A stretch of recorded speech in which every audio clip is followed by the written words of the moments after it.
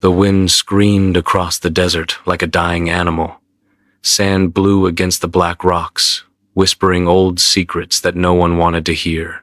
Deep beneath those rocks, under the oldest mountain in the land of Nyanga, something ancient began to move again. The villagers said that the mountain was cursed. They said a god once fell from the sky and buried himself there to sleep forever. But tonight, the mountain breathed. In the small royal city above, Princess Zahara woke from a nightmare. Her body was strong like a warrior's, her arms carved with the power of years spent training with her father's guards, but her face was pale with fear. In her dream, she had seen red eyes glowing in a dark cave. A voice had whispered her name. "Zahara, your blood remembers me." She stood from her bed, her long braids hanging over her shoulders, and went to the balcony. The night was too quiet. Even the drums from the nearby village had stopped. A shadow crossed the moon. It wasn't a bird or a cloud. It was a shape. A man, floating, his cloak spreading like wings. For one moment, Zahara thought she saw his face. Pale, smooth, with eyes that burned red like fire behind glass. Then he vanished into the night. In the morning, the guards found 3 goats dead outside the royal wall. No tracks, no marks on the sand, only the bodies, white and empty, their blood gone. Zahara's father, King Darius, ordered everyone to stay inside the walls after sunset. The elders gathered and spoke of old legends of a being once called the Alpha Vampire, a creature who ruled before humans learned to make fire. His name was Draven, and he had been buried under Mount Nyanga by the first kings of Africa after he tried to turn the sun into darkness. "Stories," the king said, waving his hand. "Old stories to scare children." But Zahara could not forget the red eyes. That night, the city went silent again. No wind, no drums. Zahara sat near her window, holding her spear. Then she heard something slow footsteps in the corridor. She thought it was her guard, so she spoke softly. "Who is there?" No answer. The footsteps came closer, slow and heavy. She stepped into the hallway. The lamps flickered, and there he stood, tall, in a black cloak that touched the floor, his skin white as bone, his eyes glowing like dying stars. "You," she whispered. "Yes," he said, his voice deep, echoing like it came from a cave. "You are the last of their bloodline." Zahara raised her spear. "Get out of my father's palace." He smiled. "Your father's palace was built on my grave." Lightning flashed outside. In that light, she saw his face clearly. It was beautiful but cruel, sharp cheekbones, silver fangs barely showing behind his lips. His presence filled the hall like cold smoke. "What do you want?" she asked. He took a step forward. "To finish what was begun. To take back what is mine." Zahara threw the spear. It passed through him like wind. The metal hit the wall, shaking the lamps. Draven only smiled wider. "Your weapons cannot touch what is already dead." She turned to run, but the corridor stretched like a nightmare, the end getting farther away with every step. The walls began to bleed thin red lines running down from the lamps. She stopped, trembling. "Stop this!" she shouted. Draven's voice came from behind her ear, though he stood far away. "It is not I who haunt you. It is your blood. You are bound to me." Then everything went black. When Zahara opened her eyes, she was lying in her bed again. Morning light filled the room. For a moment she thought it was a dream, but when she looked at her arm, there was a mark, a small, perfect circle of teeth on her skin. She covered it quickly.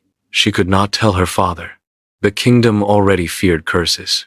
Outside, the priests lit fires and chanted protection spells. The air smelled of smoke and fear. Birds did not sing. Even the sun looked pale. Zahara looked into her mirror and whispered to herself, "He's real." Somewhere beneath Mount Nyanga, in the black stone chambers, where no light had touched for centuries. Draven opened his eyes fully. The sound of beating hearts filled his ears. He smiled, showing his fangs for the first time in 1,000 years. "The princess has awakened me," he said. "The curse is complete." He stood, his cloak rising like black mist, and began to climb toward the surface. Above him, Zahara felt the air grow colder, though the sun still shone. The mark on her arm burned like fire. She looked toward the mountain, and in her heart she knew he was coming for her. And this time, no wall, no army, and no god could stop him. The royal palace of Nyanga was made of white stone and gold-painted wood. It had stood for hundreds of years without fear. But now, everyone inside felt something watching them. The guards whispered of cold winds that came even when all windows were shut. The cooks said they heard voices from the empty halls. The priests burned herbs and drew salt circles on the floors. But the walls still bled thin red lines that appeared each morning and disappeared by noon. Princess Zahara watched all of this in silence. She hid the bite mark on her arm with a long golden band. No one knew what she had seen. One night, her maid Lena entered her room trembling. "My princess," she said, "the rats are leaving the cellars. Hundreds of them ran into the desert. Even the animals are afraid." Zahara looked out her window. The sky above Mount Nyanga glowed faint red, as if the mountain itself was breathing fire. "Tell father," she said quickly. But when she went to the throne room, King Darius looked tired, his eyes red from sleepless nights. "It is only fear," he said. "Fear spreads faster than disease. We will not speak of curses. Father, this is not fear. Something woke beneath that mountain. I saw it." The king stood, his voice angry. "You will not speak of dreams as truth." Zahara bowed, but inside her chest, her heart beat fast and hard. She wanted to scream that it was not a dream, that she had seen the eyes, heard the voice, felt the bite. But she held her words. That night, she went to the palace roof to think. The air smelled strange like iron and ash. From the corner of her eye, she saw something move near the garden gate. It was a man in black. He walked slowly, barefoot, the sand not moving under his steps. Zahara froze. "Draven," she whispered. He looked up at her. His eyes glowed red even in the moonlight. "Did you think walls could keep me away?" She gripped her knife, though she knew it would do nothing. "Stay back." Draven smiled faintly. "You bear my mark. You cannot command me." "Why me?" she asked, her voice shaking. "You are of the blood that betrayed me. Your ancestor, the first queen of Nyanga, trapped me under the mountain. Only her line could free me, and only her blood can feed me." Zahara took a step back. "I will not be your food." Draven's smile turned cold. "Then you will be my bride." Suddenly, all the lamps on the palace walls went out. The city below fell into complete darkness. Zahara could hear people screaming, animals crying, and the distant sound of flapping wings, not birds, but hundreds of shadows moving through the night sky. She looked down from the roof. The soldiers were fighting something they could not see. The air was thick with dust and blood. "Stop this!" Zahara cried. Draven looked at her sadly. "It has already begun. The curse is older than you, princess. When I was buried, they sealed their own fate. For centuries I slept, but your blood called to me. I cannot be denied." He vanished in a burst of black mist.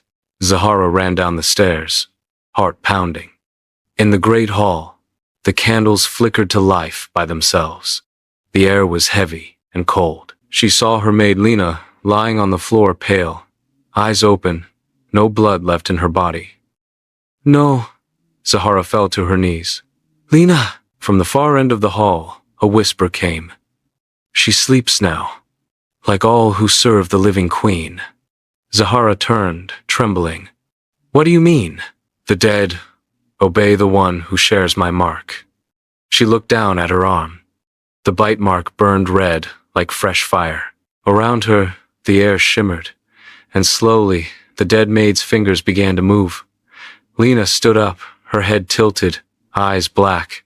Zahara stepped back, horrified. No, this isn't real. Lena's mouth opened, and Draven's voice spoke through her. Your kingdom will die by your hands, princess. You are the key. Zahara screamed and ran. She fled through the halls until she reached the temple tower. The priests were there, lighting candles, chanting in panic. One of them, Elder Moro, saw her. Princess, the curse has returned. The mountain bleeds again. We must leave before the sound cut off. The temple doors burst open, and black mist poured inside. Screams filled the room as the mist took shape, wings, claws, and eyes. The priests' voices stopped one by one. Zahara grabbed a torch and swung it wildly. Stay back! The mist hissed and shrank, but Draven's laughter filled the air. Run if you must, his voice said. Every drop of your fear feeds me. The torch went out. Total darkness. Zahara fell to her knees, shaking. When she opened her eyes, the temple was empty. Only the candles near the altar burned, and on the floor before them was a single word written in blood. Bride. Morning came, but the sun refused to shine. A strange red mist covered the royal city. It smelled of blood and iron. Princess Zahara stood on the palace balcony, watching her people move like ghosts. She could feel something inside her chest, a strange pull, like a second heartbeat that wasn't hers. King Darius stormed into the hall, his crown crooked, his voice shaking. They are sick. The healers say the blood in their veins has turned black. Half of the guards are dead. The rest cannot speak. Zahara turned to him. It's the curse, father. He is feeding on them. Who? The one beneath the mountain, Draven. The Alpha Vampire. The king's face froze. That name will not be spoken in my house. But even as he said it, thunder rolled across the sky. The floor shook beneath their feet. From the far side of the city came screams, dozens, then hundreds. Zahara ran outside. From the rooftops she saw people running, soldiers fighting shapes that moved faster than sight. The shadows had wings. Father! She shouted. The king drew his sword, but the metal trembled in his hands. To the temple! We will burn the holy fire. They rushed through the corridors as black veins began crawling across the palace walls, thin cracks glowing red, like the building itself was alive. In the courtyard, a soldier fell in front of them, his throat open. He looked up at Zahara with dying eyes. He calls your name. Then his body turned to dust. The king's face turned pale. Go, Zahara. Get to the temple. She tried to pull him along, but he pushed her away. I will hold them. Run. Father, no! The doors burst open. The mist entered like a storm. Zahara ran, choking on the thick air. Behind her, she heard the sound of swords clashing, and then silence. When she turned back, her father was gone. She reached the temple alone. The city outside burned. The priest's chants had stopped. Only the sound of dripping blood echoed through the marble halls. At the altar, she saw Elder Moro, barely alive, crawling across the floor. His hands were red. Princess, he rises with your breath. The old man whispered. The curse. It began with your ancestor, Queen Amara. Zahara knelt beside him. Tell me. Moro coughed blood. Long ago, before the First Kingdom, Draven ruled the night. Queen Amara loved him once, but when she saw what he truly was, she betrayed him. She used her own blood to trap him under the mountain. Her daughters carried that curse through the generations. You are the last of her line. Only your blood can break his prison, or open it. Zahara's hands shook. Then why does he want me? Because he must drink from the same blood that bound him or die forever. Moro's eyes rolled back. His body went still. Zahara stood, trembling. She finally understood she was both the key and the weapon. Behind her, the temple doors creaked. She turned. Draven stood there, calm as death, his cloak flowing like smoke. "You know now," he said softly. "You know what she did to me. Do you still think I am the monster?" "You've killed my people," Zahara said, her voice trembling but strong. "I have only taken what was stolen." She gripped a silver dagger she'd taken from the altar. "Then you'll take no more." Draven stepped closer. His red eyes softened. "You can't kill me, Zahara. But you can end the curse by choosing me willingly." She laughed bitterly. "You think I would marry the thing that destroyed my kingdom?" His smile faded. "Then you will watch it die." He raised his hand, and the air filled with screams. Zahara looked outside the temple. The red mist swallowed the streets. Every man, woman, and child turned into something not quite human, pale, red-eyed, and hungry. Her people were gone. Zahara fell to her knees, tears mixing with the blood on the floor. "Why me? Why must it be me?" Draven's voice was gentle but cold. "Because fate never asked what you wanted." He vanished into shadow, leaving her alone. Zahara stood slowly. Around her, the blood on the walls began to move, crawling upward, forming strange shapes like symbols. She realized they were letters, written in the ancient vampire tongue. The message was clear. The bride must come willingly, or all will burn. Zahara clenched her fists. Her fear turned into rage. "If this is my curse, I will fight it." She tore the golden band from her arm, exposing the bite mark. The skin glowed red, pulsing like a heartbeat. "You want me?" she whispered. "Then come and face me." Lightning cracked the sky. Far away, Mount Nyanga roared like an awakening beast. Draven had heard her call. The road to Mount Nyanga was silent. The red mist followed like a ghost, moving between the dead trees. The once green lands of Nyanga had turned gray. Rivers ran black, and the air smelled like iron. Princess Zahara walked alone. She wore torn armor, her spear across her back, and her eyes no longer looked afraid, they looked ready. Every step took her farther from the broken palace, and closer to the heart of the curse. Behind her, the city burned. Once it had been full of music and laughter. Now it was a graveyard of pale bodies. Zahara whispered under her breath, "I will end this, Draven, even if it costs me everything." The mark on her arm glowed faintly. It pulsed like a living thing, guiding her toward the mountain. She hated it, but she could not ignore its pull. By sunset, she reached the foot of Mount Nyanga. The rocks were black and cracked, steam rising from deep fissures. In the distance, lightning flashed across a blood-colored sky. At the mountain's base stood a gate made of bones. Dozens of skulls were woven into its shape, their jaws open in silent screams. Zahara stepped closer. As she touched the gate, every skull turned its head toward her. A whisper came from the wind. "The blood has returned." The gate opened on its own. Inside was a narrow path twisting into the mountain. Torches burned with blue flames, lighting the way. The walls were slick and wet, as if the mountain itself was bleeding. Zahara walked carefully, her footsteps echoing. She could hear faint voices, whispers of the dead, calling her name. Then she saw them. Figures hung along the walls, trapped in vines made of veins. Their faces were human but pale, eyes half open. When she passed, they turned to follow her with slow movements, their lips forming words she could not hear. "Are they alive?" she whispered. A voice behind her answered, "Alive enough to regret it." Zahara spun around, raising her spear. A tall man stood in the tunnel, wearing broken armor and a crown of thorns. His skin was gray, his eyes empty. "Who are you?" she demanded. "I was King Rano, once ruler of Nyanga before your bloodline. I tried to kill the vampire, and he made me eternal." "You're one of his servants?" The man shook his head slowly.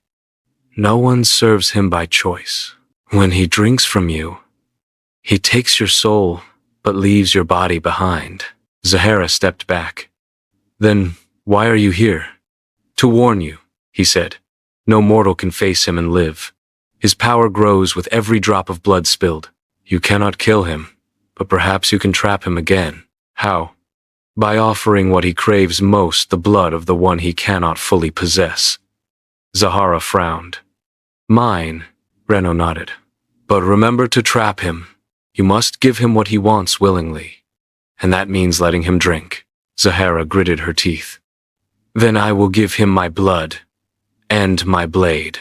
Rano looked at her sadly. Be careful, princess. The mountain itself listens to him. Before she could answer, his body turned to dust and vanished into the air. Zahara continued deeper into the mountain. The tunnel opened into a vast underground chamber glowing with red light. The ceiling was lost in shadow. In the center stood a black throne carved from stone, and on it sat Draven. He looked untouched, by time tall, pale, beautiful, and terrible. His cloak flowed like smoke, and his eyes glowed faintly in the dark. You came? He said softly. Zahara stepped forward. You destroyed my kingdom. You killed my father. I came to end this. Draven rose from the throne. Your father destroyed me first. I have only answered what fate demanded. Fate is not a god, she said coldly. It's a chain, and I will break it. He smiled faintly. You cannot break what you are. You are her blood. You are mine. Zahara raised her spear, the silver tip shining in the red light. Then take it from me. Draven moved faster than sight. One moment he was on the throne. The next, he stood inches away. His hand closed around the spear, the metal hissing under his touch. You are brave, he whispered. But bravery does not save souls. He pushed the spear aside gently. Zahara tried to strike again, but her arms felt weak, her body trembling. The mark on her arm burned like fire. What have you done to me? She gasped. Nothing, he said. It is your blood remembering me. The ground shook. The red mist from outside began to flow into the chamber, swirling around them. Draven's cloak spread wide like wings. Do you hear them? He said softly. Every heartbeat in this land belongs to me now, even yours. Zahara looked into his eyes, fighting the pull that tried to drag her closer. Her voice broke. I will never be yours. Draven leaned closer, his fangs shining. We will see. He touched her face, and everything went dark. When Zahara opened her eyes, the world was silent. She lay on a cold stone floor, her armor cracked, her hands stained with dry blood. The air around her was thick, heavy, almost alive. The chamber had changed.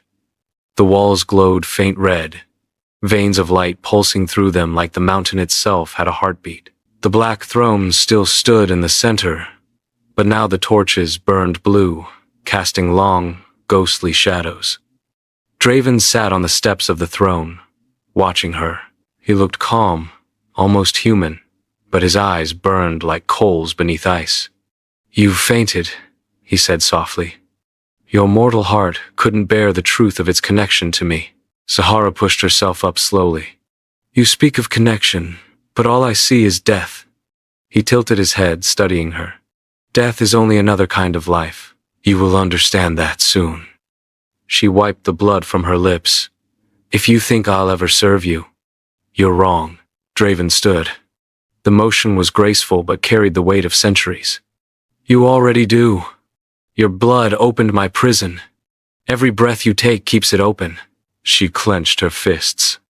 Then I'll stop breathing. He smiled faintly. If you die now, the curse will spread forever. Your death would free me completely. Zahara's body froze. Her eyes widened. You're lying. He stepped closer, his voice quiet, low, and cold. No, you are the seal and the key. If you live, I am bound to your blood. If you die, I become eternal. Zahara felt the weight of his words crush her spirit. Then what do you want from me? Draven looked down, almost sadly. To end the chain, to stop the pain that began when your ancestor betrayed me. I offer you a bargain. She laughed bitterly. A vampire's bargain? He ignored the tone. You will stay by my side. You will give me a drop of your blood every night. In return, I will restore your kingdom. I will bring your father back. Zahara's heart stopped. My father? Draven nodded. His soul still lingers near the gate. One word from me, and he can walk again. Tears filled her eyes. You killed him. I took what was necessary, he said calmly. But I can give it back. Zahara looked down at the blood-stained floor. The image of her father's smile flashed in her mind, strong, proud, alive. Could he truly return? You would make him human again? She asked. Human enough to hold you, Draven said. But the price must be paid.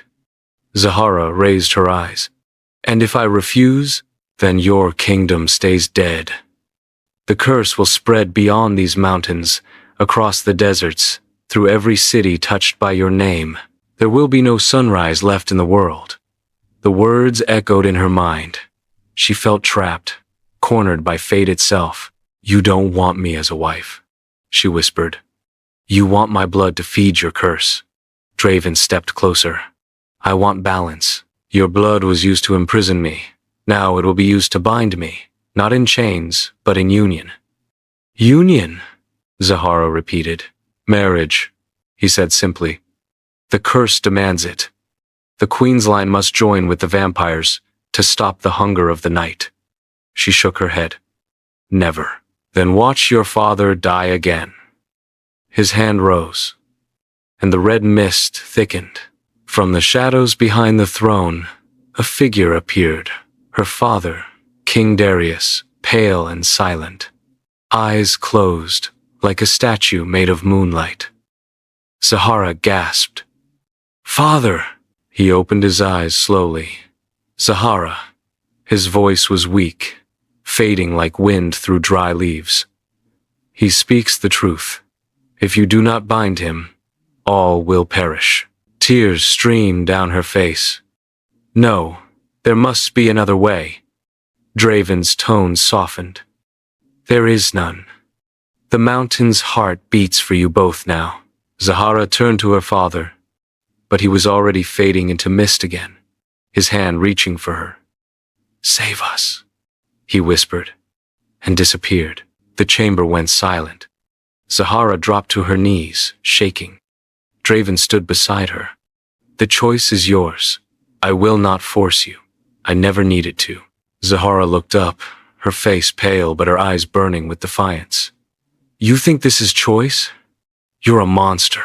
Draven's expression did not change. Then let the monster be bound to you.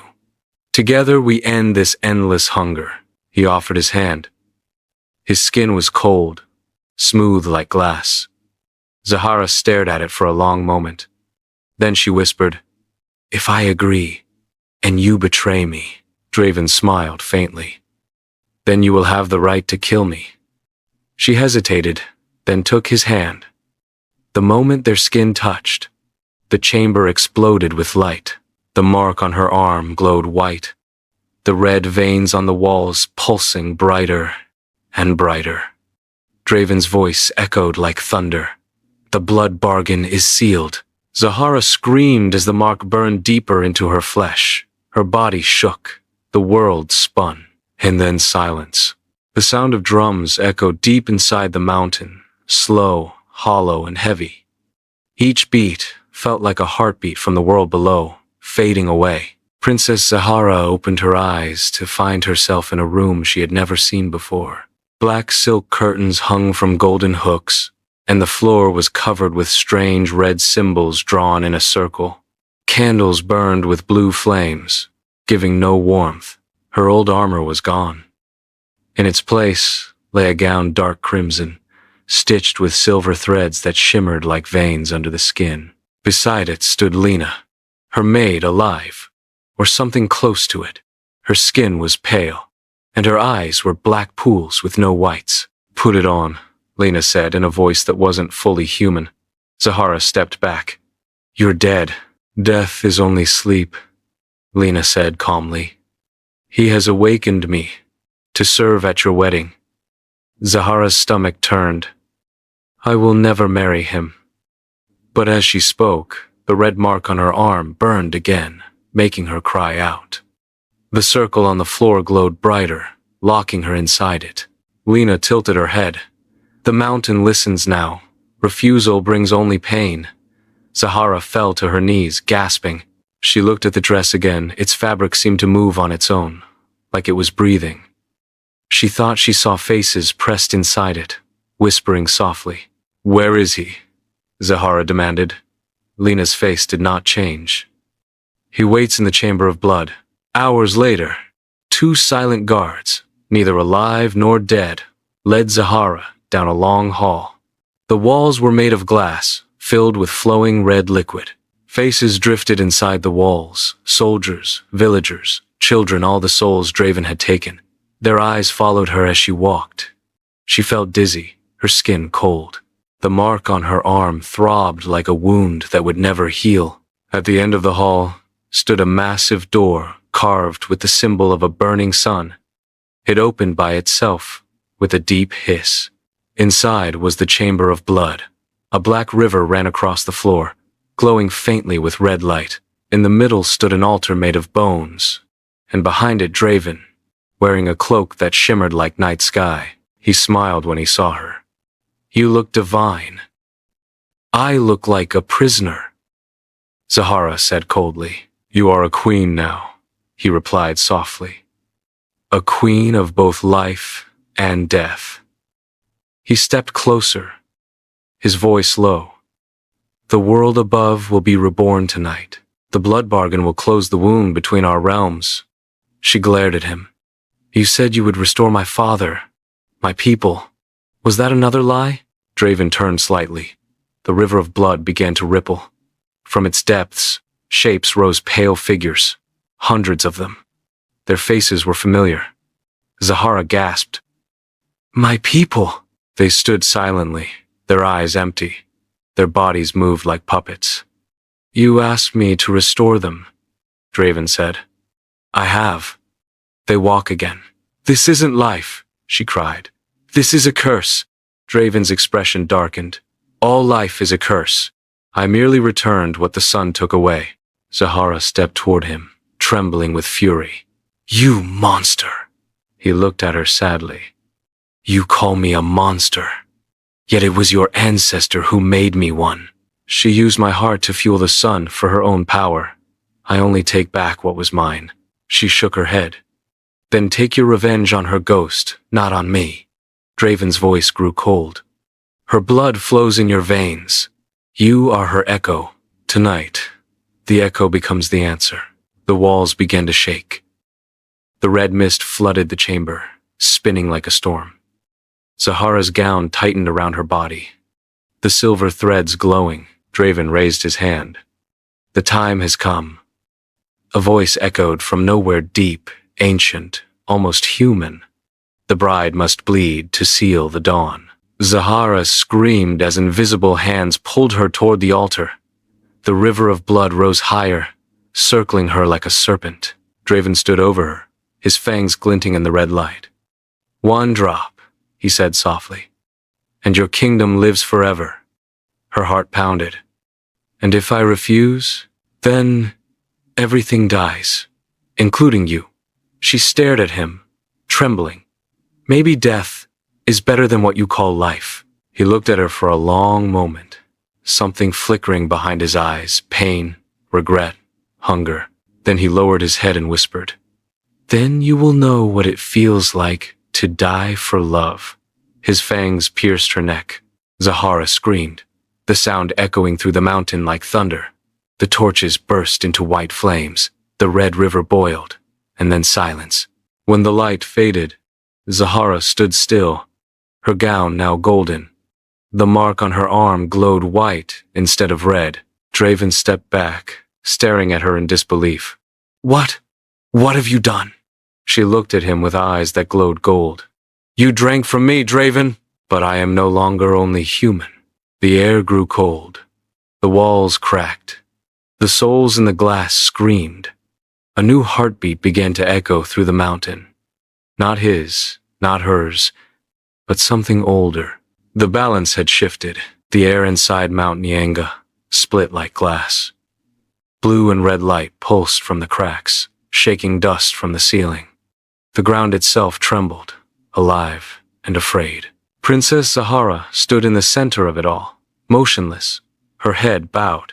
The mark on her arm shone white, then silver, then a faint burning gold. Around her, the river of blood hissed and turned black. Draven stumbled backward, his cloak twisting like smoke. This is impossible. Zahara opened her eyes. They glowed gold with streaks of crimson. Her voice was calm, deeper than before. You drank from me, but my blood is no longer your chain. It's your mirror. Draven's fangs showed as he hissed.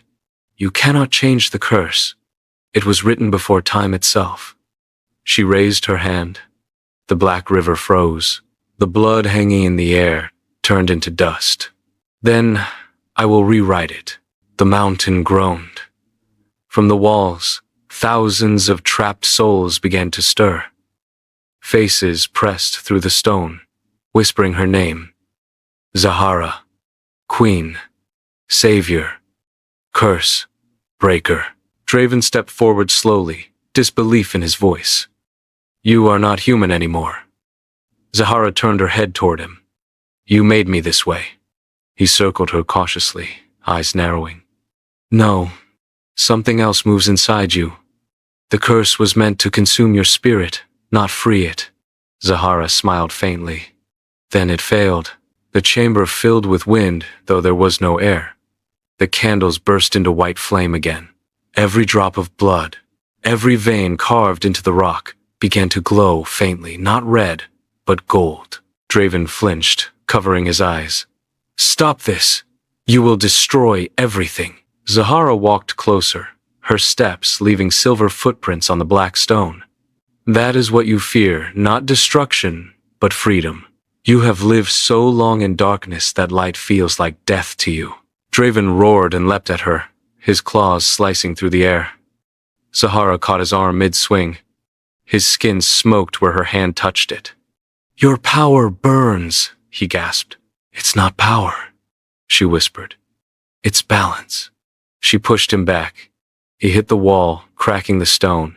The souls inside screamed and burst free, turning into lights that floated toward the ceiling. Zahara looked up at them. Go, be free. Draven tried to stand, his voice desperate. You're killing my kingdom! She looked down at him coldly. It was never yours. You built it from stolen life. He bared his fangs. And what will you build, Queen of Shadows? A world without blood, without hunger? You'll starve them all. She hesitated. For a brief second, she saw the pain in his eyes, not anger, but loneliness. Centuries of it. I don't want to destroy you, Draven, she said softly. I want to end the curse. He laughed bitterly. Then end me.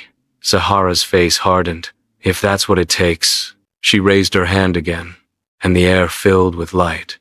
Draven screamed as the glow wrapped around him like chains. His body began to fade, burning from inside. But as he fell to his knees, he whispered one last word. Beloved. Zahara froze. The light flickered. Something in her chest twisted painfully. She saw flashes memories that weren't hers. A woman, centuries ago, wearing a crown of gold, standing beside Draven under a pale moon, Queen Amara. Her ancestor, the one who had betrayed him. She saw Amara's hand in his, the same mark glowing on her arm. She saw love, and then a dagger. The vision vanished. Zahara gasped. Her hand lowered. She loved you.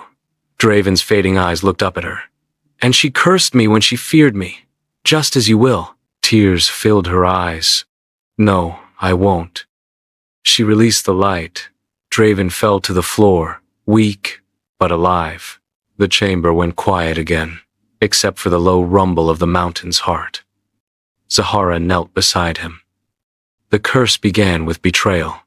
It must end with mercy. Draven stared at her, confused. "Why spare me?" "Because I see now. You were never the curse. The curse was the hatred we passed through blood." For a long moment, they said nothing. Then, the ceiling cracked. Massive chunks of stone began to fall. Draven stood weakly. "The mountain is collapsing. You broke its balance. Then, it ends here," Zahara said. She turned toward the altar, pressing her glowing hand against it. Light poured from her palm, spreading through every vein in the stone. The mountain roared. Draven shouted, "You'll be buried with me." Zahara smiled faintly. "Better to die free than live cursed." The entire chamber exploded with blinding light. When the light faded, Mount Nyanga was silent again. The red mist had vanished. The black rivers had turned to water. No one saw Zahara or Draven leave the mountain. But sometimes, on nights when the moon turns red, the villagers say they see a golden glow above the ruins, two shadows standing side by side, one dark as night, the other bright as dawn. They call her the Queen of Shadows, the one who tamed the vampire and freed the cursed land. The first sunrise in 100 years rose over Mount Nyanga. Its light touched the broken stones, the dead forest, and the ruined city below. Birds sang again. The rivers ran clear. The curse was gone. But deep beneath the earth, the air was still. The mountain's heart, a vast cavern now filled with white ash, held two figures lying side by side. One was Zahara, her dark skin glowing faintly gold, her gown torn and burned at the edges. The other was Draven, pale and still, his eyes closed as if in sleep. For a long time nothing moved. Then a breath soft, weak, escaped Zahara's lips. Her fingers twitched. Slowly, painfully, she opened her eyes. The chamber was silent, filled with the faint hum of dying magic. Zahara sat up, dizzy, her head heavy. The mark on her arm was gone. She looked beside her. Draven lay unmoving. His chest did not rise. His skin had turned to pale stone, smooth as marble. Zahara reached out and touched his hand. It was cold, but not lifeless. Somewhere beneath the surface, she felt something, a heartbeat, slow and buried deep. "You're still here," she whispered. Memories came rushing back, the battle, the light, his final words. "Beloved." She sat there for hours, unsure if she was alive or something else. Her blood felt strange, colder, heavier, but her mind was clear. "I freed the world," she said softly. "But I lost everything." Her voice echoed through the cavern, and for a moment, she thought she heard another voice answer. A whisper. "Not everything." Zahara froze. The sound came from the walls or from inside her own chest. Then the black dust around Draven's body began to move. It swirled upward, forming faint shapes, wings, faces, shadows. They hovered over him like smoke, trying to breathe again. Zahara watched in awe. "Draven?" The shadows twisted, forming his face, half light, half darkness. "You broke the curse," his voice said softly, though his lips never moved. "But you broke the balance too." She shook her head. "The world is free. The curse is gone." "The curse was never a chain," he whispered. "It was the bridge between life and death. Now, without it, both worlds are bleeding into each other." Zahara stood, heart pounding. "Then how do I fix it?" He smiled faintly, his shadow flickering. "You can't, but you can keep the bridge from collapsing." She stepped closer. "Tell me what to do." "You already know." The shadow reached toward her. She hesitated. "If I take your hand again, I might become what you were." Draven's faint laugh echoed. And if you don't, the dead will never rest. You made yourself part of both worlds when you took my blood. Now you must stand between them. Zahara closed her eyes. For a moment, she felt peace. She had fought for life, for light. But maybe her path had always led to the dark. She whispered, "Then I will watch over them both, the living and the dead." When she opened her eyes, Draven's shadow had grown brighter. He stood beside her now, no longer a monster, no longer a man, something in between. "Will I see you again?" she asked quietly. "You will never stop seeing me," he said. "You carry what I was and what I wish to be." He reached out, touched her face gently, and his form began to fade into light. "Goodbye, Zahara. Goodbye, Draven." The chamber filled with white fire one last time. When it faded, the mountain was silent. Weeks later, the survivors of Nyanga returned to rebuild. They found strange flowers growing on the black rocks, silver petals that glowed at night. The priest said it was a sign of forgiveness. The new queen built a shrine near the mountain's base. No one knew where Zahara had gone. Some said she died in the collapse. Others said she wandered into the desert and became a spirit who protected travelers. But on certain nights, when the moon turned red and the stars trembled, people swore they saw her, a tall woman in a black and gold gown, walking along the riverbank, her eyes glowing softly. She carried no weapon, only a torch that never went out. And sometimes, beside her shadow, walked another tall, pale, with eyes like cold fire. They said she had become the guardian between worlds, the bridge that joined light and darkness, love and death. Centuries later, travelers still whispered her name. They said the Alpha Vampire never died. He sleeps beneath the mountain, waiting for her call. And when the world forgets her story, when humans begin to curse the night again, the Queen of Shadows will rise once more. Not to destroy, but to remind the world that love and horror are born from the same blood.